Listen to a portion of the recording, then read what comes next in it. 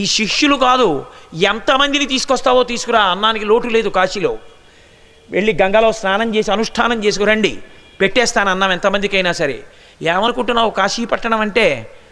ఇక్కడ శ్రీ విశాలాక్షి బంగారు తెడ్డునందు అమృత పాయసమొసగున అభ్యాగతులకు కాశికాపట్టణ మధ్యాహ్న కాలమందు వినవే ఎరుగవే అతిథ్య వేళలందు.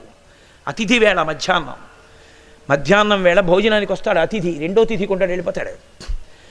అలా ఎవరు మధ్యాహ్నం వేళ ఇక్కడ ఆకలితో అన్నం తిందామని అనుకున్నా వడ్డించే వాళ్ళల్లో అన్నపూర్ణ అనుప్రవేశం చేసి మహాతల్లి అయినటువంటి శ్రీ విశాలాక్షి బంగారు త్రెడ్డునందు.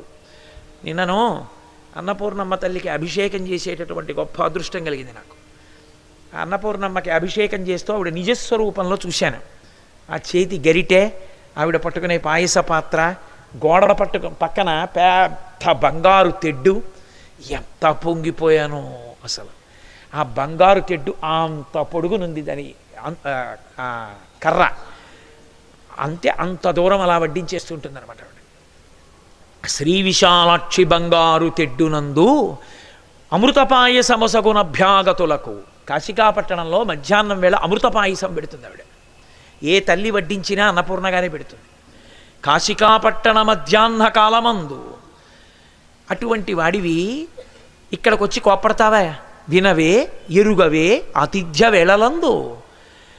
ఇక్కడ ఆతిథ్య వేళలలో అన్నపూర్ణే అన్నం పెడుతుంది అని నీకు తెలియదా? కాశికాపట్టణంలో ఇతరుల చోట్లయితే ఏమో, ఇక్కడ ఎవరు పెట్టినా అన్నపూర్ణే.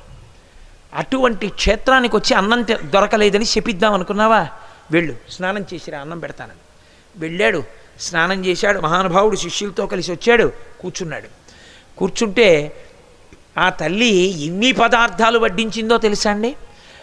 మీరు గ్రంథంలో చదివితే ఒక 40 నుంచి 50 పదార్థాలు ఉంటాయి. ఇడ్లీలతో సహా వడ్డించింది. పెద్ద పెద్ద అరిటాకులలో పత్ర విస్తీర్ణ భోజనం అని పద్మావతి కళ్యాణంలో చెప్తారే, ఇన్ని పదార్థాలు వడ్డించింది.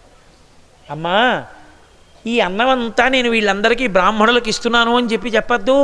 విశ్వనాథ స్వరూపాయ బ్రాహ్మణాయ తుభ్యం నమః అని ఉపాసన ఇవ్వద్దు.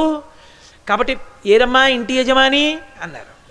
పాశుపత దీక్షలో ఉన్నవాడిగా కాషాయ వస్త్రాలని కట్టుకుని రుద్రాక్ష కుండలాలతో వెలిగిపోతూ పరమేశ్వరుడు వచ్చి వాళ్లతో కలిసి భోజనం చేశాడు. వాళ్ళకి అమృతమస్తు అంటూ అన్నం ఇచ్చి పరమేశ్వరుడితో కలిసి తినేసరి. ఇలాంటి పదార్థం మేము ఇప్పుడు తినలేదమ్మా, ఒకరోజు ఆకలితో ఉన్నందుకు ఏమన్నం పెట్టావు తల్లి అన్నాడు. పరమశివుడు ఇలా సంజ్ఞ చేసి అన్నాడు, సభామంటపానికి తీసుకురా. తీసుకొచ్చారు.